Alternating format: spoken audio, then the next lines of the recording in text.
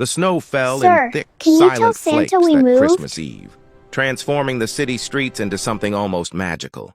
Alexander Hayes stood outside the downtown office building, his navy suit pristine despite the weather, his Italian leather shoes already dusted with white. He'd just locked up after working, late again, making sure everything was perfect for the post-holiday client meetings. At 42, Alexander had built Hayes Financial Group into one of the most respected investment firms in the city. He had the corner office, the expensive car, the penthouse apartment with views that made visitors gasp. What he didn't have was anywhere to be on Christmas Eve. His parents had retired to Florida years ago. His brother lived overseas, and his last serious relationship had ended 3 years prior, when his girlfriend had tired of always coming second to his work. He was reaching for his phone to call a car when he noticed them, a young woman and a small boy huddled on the steps of the old building next door. The building had been abandoned for months, waiting for renovation that kept getting delayed. They sat among several bags and a small suitcase, the woman's arm wrapped protectively around the child. The boy couldn't have been more than 4, wearing a green knit cap and a red jacket that looked warm enough at least. He clutched a worn teddy bear and was pointing up at the sky, saying something to his mother. The woman was maybe 26 or 27, blonde hair pulled back in a braid, wearing a tan jacket that had seen better days. Even from a distance, Alexander could see she was trying to smile for her son, trying to make this, whatever this was, seem less dire than it clearly was. Alexander had learned long ago to walk past such scenes. The city was full of people struggling, and you couldn't help everyone. Getting involved meant complications, meant emotions he didn't have time for. His therapist had once told him he'd built walls, so high that even he couldn't see over them anymore. But it was Christmas Eve, and the boy was so small. Before he'd fully decided to do so, Alexander found himself walking toward them. The woman noticed him approaching and instinctively pulled her son closer, her body language shifting to protective alertness. "I'm sorry to bother you," Alexander said, stopping a respectful distance away and raising his hand slightly to show he meant no harm. "I work in the building next door. I just wanted to make sure you're okay. It's getting colder, and this street isn't the safest at night." The woman's jaw tightened. "We're fine, thank you." Her voice was polite but firm, the tone of someone used to fending for themselves. "We're just waiting for someone." It was clearly a lie, but a proud one. Alexander recognized pride. He'd worn it like armor for years. The little boy looked up at Alexander with wide eyes, then tugged on his mother's sleeve. "Mama, is that the man from your work?" "No, sweetie. This is someone different." "Oh." The boy seemed to consider this, then said with the fearless directness of children, "We're sitting here because we don't have a house right now. But Mama says it's an adventure." "Noah," the woman said softly, a mix of embarrassment and resignation in her voice. "Sorry," Noah said, though he didn't look particularly sorry. He pointed up at the sky again, where snowflakes continued to fall through the glow of the streetlights. "Look, it's snowing." "It's perfect for Christmas." Alexander felt something crack in his carefully maintained composure. He crouched down to Noah's level, ignoring the snow soaking into his expensive suit pants. "It is perfect for Christmas." "Are you excited about Santa coming tonight?" Noah's face lit up, then fell slightly. He looked at his mother, then back at Alexander with sudden concern in his young eyes. "Sir, can you tell Santa we moved? Because we don't live at our old apartment anymore, and I don't want him to go there and not find us. Mama says Santa knows everything, but what if he doesn't know we're here now?" The simple question, asked with such earnest worry, hit Alexander harder than any business failure ever had. This child, homeless on Christmas Eve, was worried about Santa finding him. Alexander looked up at the mother, whose eyes had filled with tears she was clearly trying to hide from her son. Up close he could see the exhaustion in her face, the weight of carrying more than any person should have to bear alone.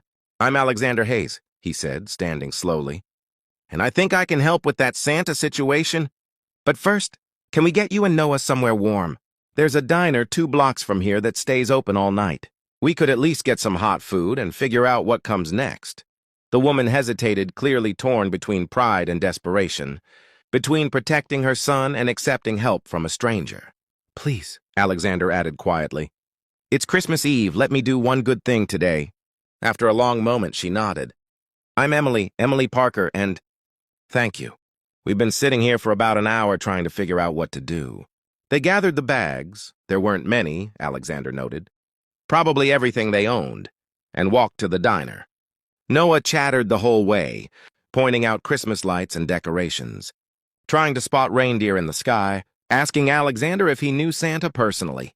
I don't know him personally, Alexander admitted as they settled into a corner booth. But I bet we can make sure he knows where to find you. Do you have kids?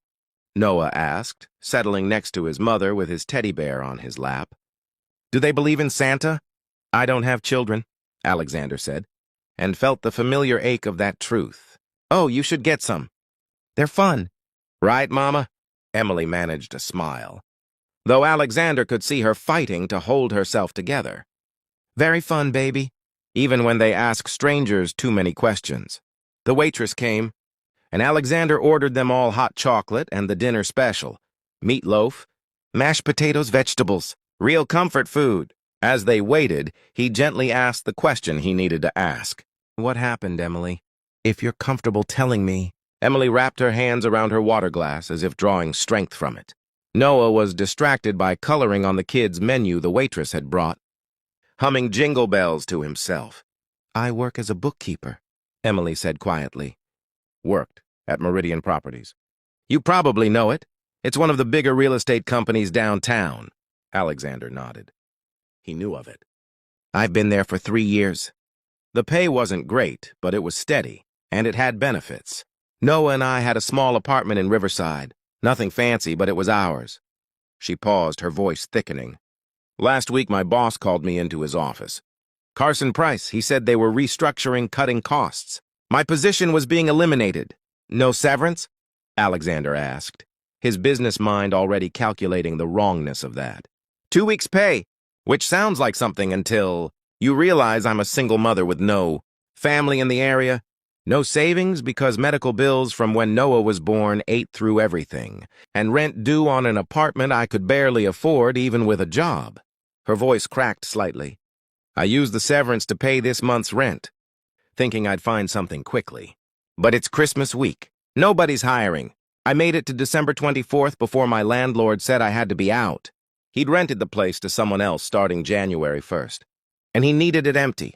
So today, Alexander prompted gently, today I packed what we could carry, put the rest in a storage unit I can't really afford, and left. I've been calling shelters all day, but they're all full. It's Christmas Eve. Everyone wants to help on Christmas Eve. But there are more people who need help than there are beds. She wiped her eyes quickly. I was trying to figure out if there was a church or somewhere that would at least let us sit inside, where it's warm. Then Noah would fall asleep, and I could make more calls, figure out tomorrow. Their food arrived, and Alexander watched Noah's eyes widen at the plate of hot food. The boy dove in with the appetite of someone who hadn't eaten much that day, or maybe longer. Emily, Alexander said carefully, what if I told you I might have a solution, at least for tonight? She looked at him warily. I'm not interested in anything that isn't. I mean, I appreciate your help, but nothing like that, Alexander said quickly, understanding her concern and feeling ashamed that she even had to worry about it. I have a guest room in my apartment. Actually, I have 2 guest rooms. They're sitting empty because I never have guests. You and Noah could stay there tonight, separate rooms, locks on the doors if you want. Whatever makes you comfortable. It would be warm and safe, and in the morning we can figure out next steps. I can't accept that, Emily said automatically. Why not? Because I don't know you. Because I don't accept charity. Because pride is easier than vulnerability? Alexander interrupted gently. Trust me, I understand that. I've lived most of my life that way. But Emily, it's Christmas Eve. Your son is worried about Santa finding him. Let me give you both a safe place to sleep tonight. No strings, no expectations. Just one person helping another because it's the right thing to do. Emily looked at Noah, who was nearly finished with his meal, a little bit of gravy on his chin, happily oblivious to his mother's internal struggle. Alexander saw. The moment she made her decision, saw. Her pride war with her love for her son, and love win. One night, she said quietly. And tomorrow I start making calls, finding something permanent. Deal, Alexander agreed. They finished dinner, and Alexander paid the bill. As they walked to his car, he texted his driver and asked him to come, promising double pay for working Christmas Eve. Noah slipped his small hand into Alexander's. "Mr. Alexander, thank you for helping us. Mama says we should always say thank you when people are kind." "Your mama is very wise," Alexander said, looking down at this child who'd lost his home but not his sweetness. The drive to Alexander's penthouse was quiet. Emily stared out the window at the decorated houses, the Christmas lights, the life she'd had until a week ago. Noah dozed against her shoulder, clutching his teddy bear. When they arrived at the building, Emily's eyes widened at the doorman, the marble lobby, the private elevator. "You live here?" "I do. It's a bit much, honestly. I bought it as an investment and ended up moving in." Alexander didn't mention that he'd bought it to prove something to his ex-girlfriend, to show that he could achieve the success they'd always talked about. By the time he